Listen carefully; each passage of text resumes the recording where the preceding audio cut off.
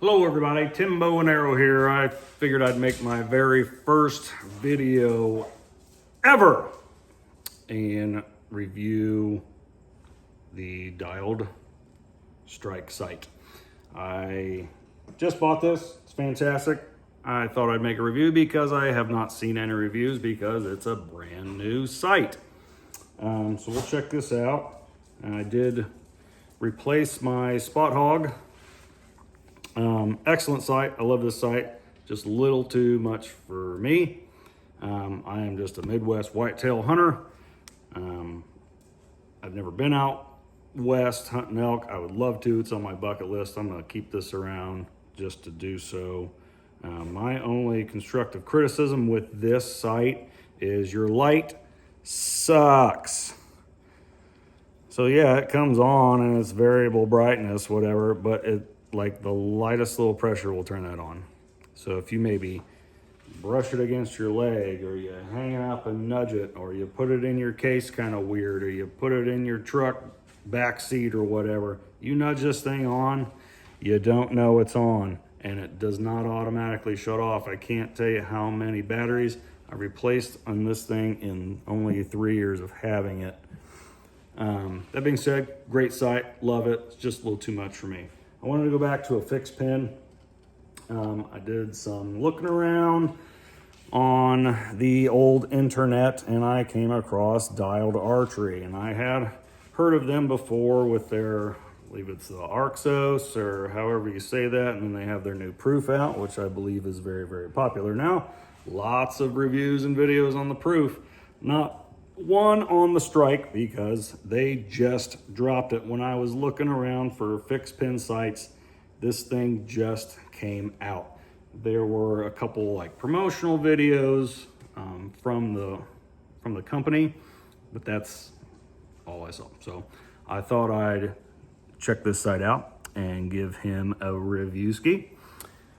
Fantastic sight. I love it. It's sleek, it's simple. That's what I was looking for. 5-pin, horizontal. Probably could have gone with a 3, but hey, you know, I like to go above and beyond when I do things. So if I ever, the occasional 3D archery, I would love to have a 4th and 5th pin, but those are few and far between. I'm more of just Midwest whitetail hunting. And most of my deer, I don't know if you can see them back there, most of my deer skis, a couple of my big boys back there. The others are inside, but that guy, maybe 12 yards. Ooh, wrong way. That guy, 10-yard shot. Don't need a moving slide sight for that. Like it was too close up. Most of your whitetail shots are gonna be 15, 17 yards, and I wouldn't personally really take a shot at a deer from 20 feet in a tree, maybe 40, 50 yards max is what I would do. So I just wanted something simple, and there were a small handful of times where, you know, maybe I'd have, you know, I got my 20 and 35 markers there.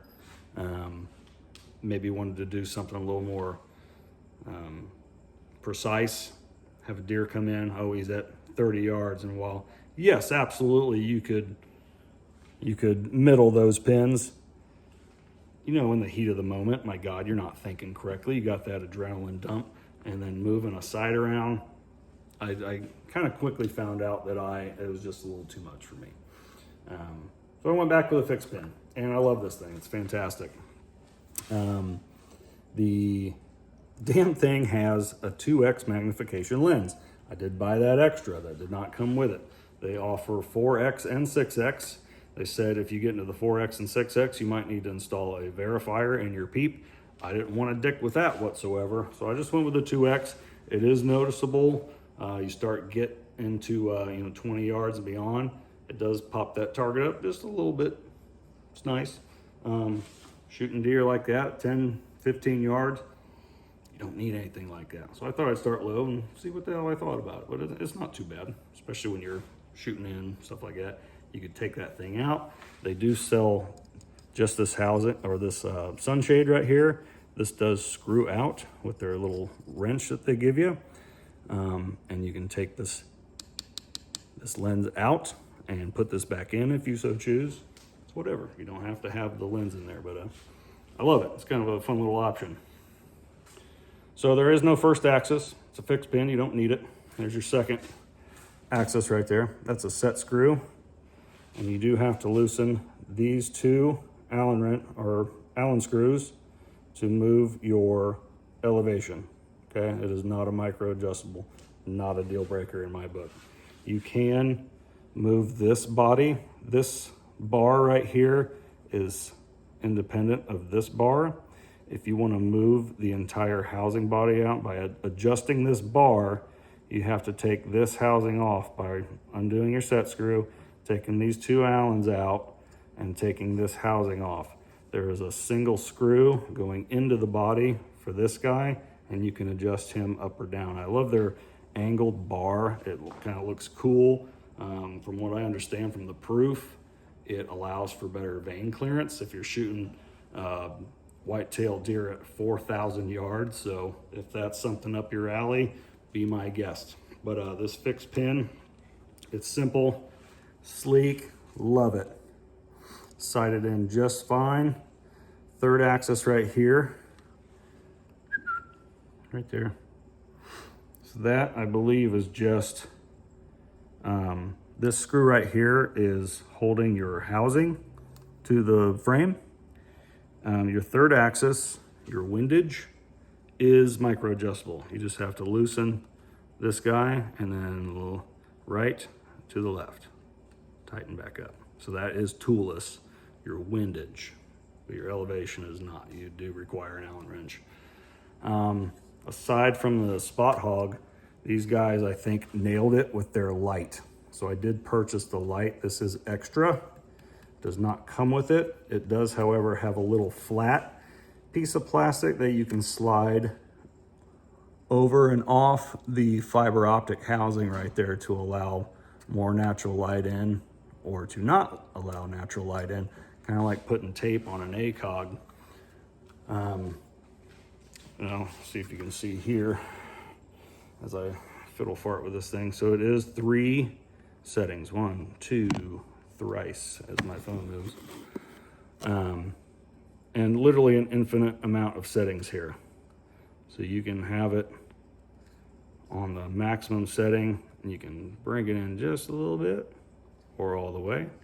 If I put it on 1, so that's 1, and I can slide it off the fiber optics a little bit. I mean, it just, the adjustability is endless. 3-stage setting of the light. It does shut off after 15 minutes. I did time it. It does do that. So if you inadvertently activate that light, it shuts off for you and it doesn't drain your battery like some other people. Just kidding. Spot Hogg's great. I just don't like your light. Yeah, I really like it. Picatinny mount. It does have that Matthews thing, bridge lock, I think they call it, and the irregular side affix sight. But you got a Picatinny mount, might as well get a Picatinny sight, right? As you can tell, I'm a disgusting left-hander. Can't help being left eye dominant, but I am right-handed. Go figure, right? Love my bow, by the way. Let me give a shout out to Hoyt. I've always shot Hoyts. I've shot Matthews. I'm not gonna hate on any other brand. I'm not here to do that. I don't care. Whatever's comfortable for you, shoot it. Don't give a shit. Venom Pro 33. Love this bow. This was kind of a treat to myself a few years ago, so been very happy with this thing as well. But the dial strike, love it. 5 pins. There's your pin adjustments right there. Very, very nice sight. And I do enjoy the fact that it's a small little hometown company. I like companies like that. So if you have any questions, let me know. Like I said, I don't do social media. I don't post videos. I don't do anything of that nature. If you have a question, hopefully I can get to you, see if I can answer it. If not, yeah. So yeah, very, very happy with it. I think that's it. Thank you.